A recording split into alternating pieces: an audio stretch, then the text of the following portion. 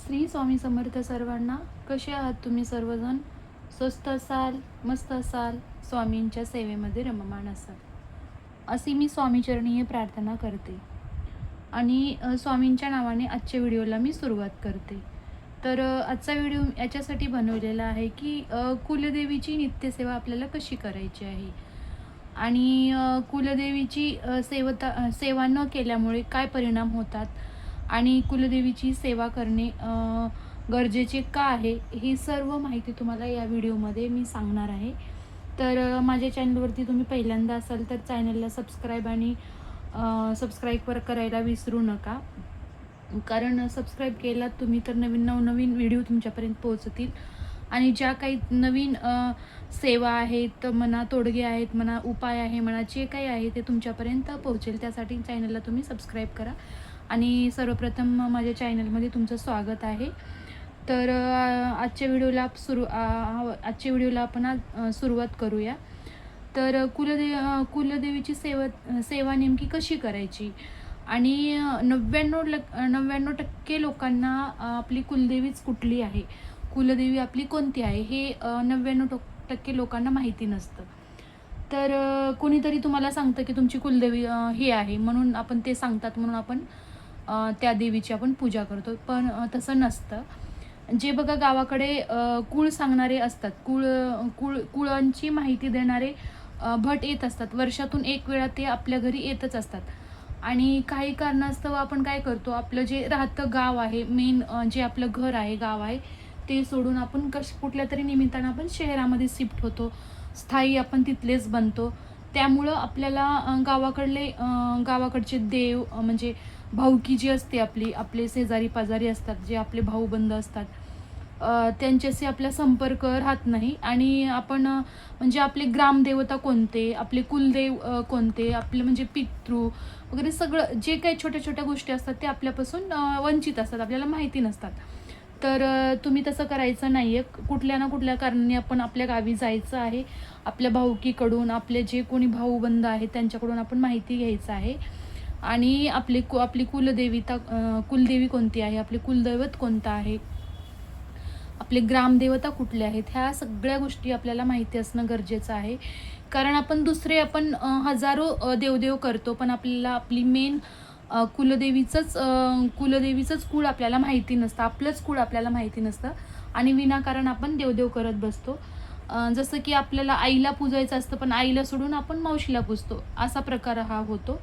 त्यासाठी आपण आपले जे कुळ सांगणारे जे भट असतात त्या भटांकडून आपण व्यवस्थितरित्या आपली माहिती घेतली पाहिजे. तर आपली कुलदेवी कोणती आहे आणि तुम्हाला जर कुलदेवी माहितीच नसेल तर त्याची माहिती घेऊनच तुम्ही कुलदेवीची सेवा करा. कारण विनाकारण कोणतीही देवी असंच मनाने ठरवून तुम्ही माझी कुलदेवी आहे म्हणून पूजा करायची नसते. आणि सर्व देवांची जशी सेवा करतात त्यामध्येच कुलदेवीची सेवा पण खूप महत्त्वाची आहे. तर कुलदेवीची सेवा करणं म्हणजे नेमकं काय करणं, तर दररोज आपल्याला कुलदेवीची सेवा काही करणं होत नाही. तर काय असतं माहिती आहे का, आपल्या देवघरामध्ये टॅग तरी असला पाहिजे, कुलदेवीचा टॅग. आणि टॅग जो असतो तो टॅग आपण कधीच म्हणजे शक्य तर लोक टॅग बनवून आपल्या देवीचा ठेवतच नाहीत आपल्या कुलदेवीचा देवाऱ्यामध्ये. ज्यावेळेस आपल्या मुलींचं लग्न असतं त्यावेळेस तो टॅग बनला जातो, तोपर्यंत आपल्या देवघरामध्ये कुलदेवीचा टॅग नसतो. तर कुलदेवीचा टॅग घरामध्ये असणं खूप महत्त्वाचं असतं आणि त्या टॅगची देवपूजा करत असताना रोज नित्यसेवा टॅगची झालीच पाहिजे. आणि काय करतो असं कुलदेवी आपल्याला माहिती झाली की आपण काय करतो, नवरात्र येतं, नवरात्र आल्यानंतर आपण कुलदेवीची मस्त पूजा करतो आणि वर्षभर आपण विसरून जातो. तर असं नसतं. आपण म्हणतात ना, ज्यावेळेस संकटामध्ये देव दिसतात आणि ज्यावेळेस सुख असतं त्यावेळेस आपण देवाला विसरून जातो. तर असं करायचं नसतं. आपण वेळोवेळी आपण त्यांची आठवण करत राहिली पाहिजे. कुलदेवी म्हणा, पितृदेव म्हणा, आपले ग्रामदेवता म्हणा, जे आपले देव आहेत ते प्रत्येक देवांना आपण आठवण करतच राहिलं पाहिजे. संकटामध्ये देवांना आठवण करून सुखामध्ये देवांना विसरायचं नसतं. बरेच लोक ज्यावेळेस आपल्या स्वतःवर संकट येतं त्यावेळेस देवांची देवांचा धाव करतात, देवांना नवस बोलतात, देवांना म्हणजे खूप काही करतात दुःखामध्ये. आणि ज्यावेळेस सुख येतं त्यावेळेस त्या सगळ्या गोष्टी विसरून जातात आणि मग नंतर त्याचे परिणाम आपल्याला वाईट होतात. आणि एक गोष्ट लक्षात घ्या तुम्ही, पितृदेव म्हणा, ग्रामदेवता म्हणा किंवा आपली कुलदेवी म्हणा, हे कधीही आपल्या लेकरांचं वाईट करत नाही. आई आपल्या लेकराचं वाईट कधीच करत नाही. पण आईला जर विसरलो, आपण देवाला जर विसरलो, तर त्याचा थोडा बहुत तर परिणाम आपल्यावर होतोच. याचा अर्थ असा नाही की देव आपल्याला शिक्षा देतो, असं नाही. पण आपण त्यांना आठवण करावी यासाठी मात्र ते काही ना काही तुम्हाला म्हणजे थोडाफार तुम्हाला त्रास होतो. त्यासाठी आपण आपल्या कुलदेवीला, ग्रामदेवताला, आपल्या पितृदेवाला, आपल्या स्वामींना, नित्यसेवांना आपण विसरून चालणार नाही. असं आणि म्हणजे मी सांगते म्हणून याचा अर्थ असं नाही की तुम्ही सकाळ संध्याकाळ कुलदेवतेची पूजा करा. कसं असतं माहिती आहे का, आपण जन्माला आलो म्हणजे आपल्या खांद्यावरती संसाराचा पण भार आहे, आपल्या कुटुंबाचा भार असतो. आपण खूप काही म्हणजे संकट, खूप काही ओझं घेऊन आपण रुटीनचं जीवन जगत आहे. तर प्रत्येक वेळेला आपल्याला देवांची सेवा करणं किंवा 2-2 तास देणं आपल्याला शक्यच नसतं. हे मी मान्य करते. कारण या आजकालच्या धावपळीच्या जीवनामध्ये आणि ज्या कोणी महिला जॉब करतात, तर यांना प्रत्येक म्हणजे जसं करायचं असतं विधिवत प्रत्येक सेवा करणं शक्य नसतं. हे मी मान्य करते. पण ज्याला शक्य आहे त्याने तुम्ही करा. ज्यांना शक्य नाही आहे त्याने तुम्हाला जसं जमल, जेवढं जमल त्या पद्धतीनं तुम्ही सेवा करा. पण सेवा करा, विसरू नका. म्हणजे आणि तुम्हाला मी अजून एक सांगते, देवापेक्षाही आपला पितृदेवता खूप महत्त्वाच्या आहेत. आपले स्वामी, आपले कुलदेवी, आपले ग्रामदेवता याच्याही अगोदर आपले पितृदेव आहेत. पितृदेव या सर्वांच्या अगोदर ठाण मारून बसलेले आहेत. पितृदेव म्हणतात अगोदर माझी पूजा, मग नंतर. बरोबर आहे, पितरांना कधीच विसरायचं नसतं, कारण पितृदेव आहेत तरच आपण आहोत. पितृदेवांना विसरून चालत नाही. म्हणून पितृदेवताची पण पूजा करणं खूप महत्त्वाचं आहे. ज्या वेळेस त्यांचा मुहूर्त असतो, योग असतो, ज्या वेळेस पितृदेवतेची आपल्याला पूजा करायची असते, त्यावेळेस आवर्जून तुम्ही पितृदेवाची पूजा करा. पौर्णिमेला, अमावस्येला, जे काही मी तुम्हाला व्हिडिओमध्ये प्रत्येक व्हिडिओमध्ये प्रत्येकाचा मी व्हिडिओ बनवतच असते. तर पौर्णिमा, अमावस्या या दिवशी पितरांना आठवण करणं खूप गरजेचं असतं. कारण पितृदेव हे त्या दिवशी आपली वाट बघत असतात की माझ्यासाठी कोणी घास देईल का, मला कोणी दिवा लावेल का, ह्या गोष्टी म्हणजे ते पितृदेव आपली वाट बघत असतात. त्यासाठी अगोदर पितरांना शांत करणं खूप गरजेचं आहे. मग देवांची पूजा करणं सगळं आपल्या जीवनामध्ये महत्त्वाचं आहे. आणि धावपळीच्या जीवनामध्ये आपल्याला प्रत्येक गोष्ट विधिवत करणं होत नाही. त्यासाठी तुम्हाला आणि जी आपली कुलदेवीची जी सेवा आहे ते तुम्हाला काय करायचं आहे, श्री दुर्गा सप्तशक्ती ग्रंथाचा तुम्हाला पारायण करायचं आहे. श्री दुर्गा सप्तशक्ती ग्रंथाचं तुम्हाला पठण करायचं आहे, पारायण करायचं आहे. तर हे पारायण कसं करायचं आहे, तुम्हाला एकाच दिवसामध्ये पूर्ण 13 अध्याय तुम्हाला होणार नाहीत. तर काय करायचं आहे, तुम्हाला रोज तुम्हाला 2-2 अध्याय पठण करायचं आहे. तर 7 दिवसामध्ये तुमचं पठण होऊन जातं, 6 दिवसामध्ये 12 अध्याय होऊन जातात आणि 7व्या दिवशी 13वा अध्याय येतो. त्या दिवशी तुम्हाला विधिवत समाप्ती करायची आहे.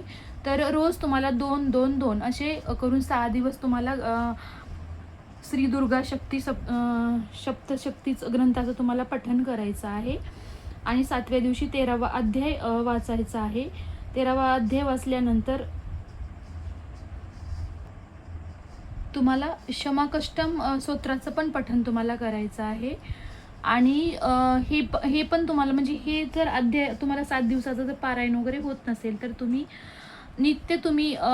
रोज म्हणजे जेव्हा दिवा लावता किंवा सकाळी देवपूजा करता त्यावेळेस तुम्ही आपले जी आपल्याला कुलदेवता माहिती आहे तिचं मंत्र जर तुम्हाला माहीत असेल तर त्या मंत्राचं तुम्हाला पठण करायचं आहे. आणि कुलदेवीचा जर मंत्र माहीत नसेल तर तुम्हाला 99 मंत्राचा जप करायचा आहे. 99 मंत्रामध्ये तिन्ही देवांचं नाव आहे, 3 देवांचा मंत्र आहे. 99 मंत्राचा तुम्ही 11 वेळा, 21 वेळा, 108 वेळेला 1 माळ, म्हणजे तुम्हाला जसं जमल तसं तुम्ही 99 मंत्राचा जप करायचा आहे. तुम्हाला हेही देवापुढं बसून करणं जमलं नाही तर तुम्ही येता जाता कधीही तुम्हाला जेव्हा वेळ भेटेल, जेव्हा तुमचा फावला वेळ असेल तेव्हा तुम्ही बसल्या जागी, झोपल्या जागी, ट्रेनमध्ये जात असाल, तुम्ही प्रवास करत असाल, त्या ठिकाणी तुम्ही कुठल्याही देवीचा मंत्र माहीत असेल तर देवीचा मंत्राचा जप करायचा आहे आणि 99 नाही माहिती नसलं तर 99 मंत्राचा जप करायचा आहे. तर याचा अर्थ असा आहे की देवाला म्हणा, पितृदेवताला म्हणा, कुठल्याही ह्याला विसरून चालत नाही. वेळोवेळी आपल्याला पूजा करायची आहे, वेळोवेळी त्यांना ध्यान करायचं आहे, स्मरणात ठेवायचं आहे. एकदम आपण गरजेला त्यांची आठवण करून नंतर विसरून जायचं नाही आहे. आणि जितकी छोटीशीच म्हणजे जेवढी तुम्हाला छोटी मोठी जी सेवा तुम्हाला करता येईल तेवढी करा. पण हे लक्षात घ्या की तुम्ही देवाकडे खूप काही मोठं मागता आणि सेवा म्हणजे मुंगी इतकी करता, असं नाही आहे. तुम्हाला जेवढं पाहिजे त्याच्या तिप्पट आणि चारपट आपल्याला सेवा केली पाहिजे तरच त्याचं फळ मिळतं. तुम्ही मुंगी एवढी सेवा करता आणि चारपट त्याचं फळ मागता, तर हे असं शक्य नाही आहे. आपण पण त्यासाठी थोडा वेळ द्यावा लागतो, त्याच्यासाठी आपल्याला परिश्रम करावं लागतं, त्यासाठी आपल्याला देवाचं ध्यान करावं लागतं, देवांना आवर्जून आपल्यापर्यंत आपल्या आईला आपल्यापर्यंत बोलवायचं असतं. आपल्या इच्छा, आपल्या अडचणी, जे काही प्रॉब्लेम आहेत ते आपल्या देवाला आपल्याला सांगायचं असतं, आपल्याला देवाला प्रसन्न करून घ्यायचं असतं. आणि मग तुम्हाला वाटत असेल की माझं सगळं काही चांगलं चालू आहे, पण मध्येच काय होतं, मध्येच विनाकारण काहीतरी भिनसतं. याचा अर्थ असा की आपला पितृदोष असतो किंवा आपण कुलदेवतेचं आपण हे कुलदेवतेला आपल्या विसरून गेलो आहे. म्हणजे काय असतं बघा, नवरा म्हणजे आई मुलाचं भांडण किंवा सासू सासऱ्यांचं भांडण किंवा मुलगा वडिलांचं भांडण आणि किंवा 2 जोडप्यामध्ये कुठलेच मेडिकल प्रॉब्लेम नसताना बाळ न होणं आणि भरपूर काही शिकलेत मुलगा मुलगी पण नोकरी न लागणं, अशा बऱ्याचशा छोट्या छोट्या गोष्टी असतात की त्याचं कारण हेच असतं की आपण कुठेतरी चुकलेलं असतो, काहीतरी आपलं चुकलेलं असतं. चुकले म्हणून आपल्याला देव मोठी शिक्षा देत नाही, पण त्याची आठवण करावी म्हणून काहीतरी अडथळा आपल्या जीवनामध्ये येतो. त्यासाठी अगोदरच आपण त्यांना कधीच विसरायचं नाही. त्यांच्या सेवा जसं जमल तशात करायचं, प्रत्येक देवाला आठवण करायचं आणि शक्य असल्यास तुम्ही वर्षातून 1 वेळा तरी तुम्ही आपल्या कुलदेवतेला गेलंच पाहिजे. कुलदेवतेला जाऊन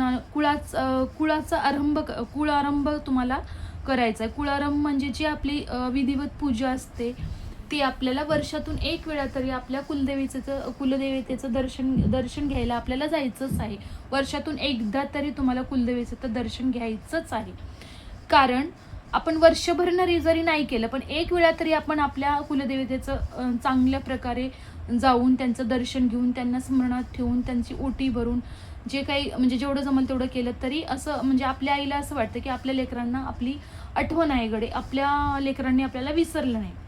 जसं आपण वर्षातून एकदा तरी आठवण करतो त्याच प्रकारे आपली वर्षभर त्या रक्षण करत असतात. त्यासाठी वर्षातून एकदा तरी आपल्या कुलदेवतेचं आपण दर्शन घेतलंच पाहिजे आणि घरामध्ये कुलदेवतेची विधिवत पूजा झालीच पाहिजे. नाही झालं तरी आपलं मंत्र तरी आपण म्हणतच असलं पाहिजे. कुलदेवतेला आपण आठवण केली पाहिजे आणि देवाच्या अगोदर आपल्याला पितृदेवतेच्या लक्षात ठेवलंच पाहिजे. पितृदेवतेचा आपल्याला पूजा केलीच पाहिजे. तर अशा छोट्या छोट्या गोष्टी असतात, ह्यामुळे आपल्या जीवनामध्ये खूप मोठे मोठे अडथळे येतात. त्यासाठी आपण न चुकता जसं जमल तसं आपण देवांची, कुलदेवाची, पित्राची, प्रत्येक देवाची आपल्याला आठवण करायचीच आहे. प्रत्येक देवाची जशी जमल तशी सेवा करायचीच आहे. तर आजची सेवा मी आपल्या स्वामीचरणी रुजू करते आणि तुमचा निरोप घेते आणि आपण नेक्स्ट व्हिडिओमध्ये भेटूया. श्री स्वामी समर्थ.